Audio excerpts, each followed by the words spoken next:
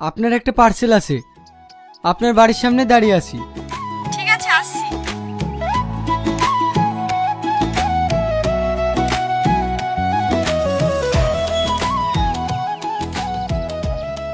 রিয়াজ, তুই ডেলিভারি বয়ের কাজ করছিস? হ্যাঁ, এই বাড়িতে তোর বিয়ে হয়েছে? হ্যাঁ। এত ভালো রেজাল্ট করে শেষমেশ এই কাজ করছিস? পড়াশোনা করে তো চাকরি বাকরি কিছুই হলো না, তাছাড়া কোনো কাজই ছোট না। আসি রে। আয়, বাড়ির দিকে আয়। না না, অন্য একদিন আসবো।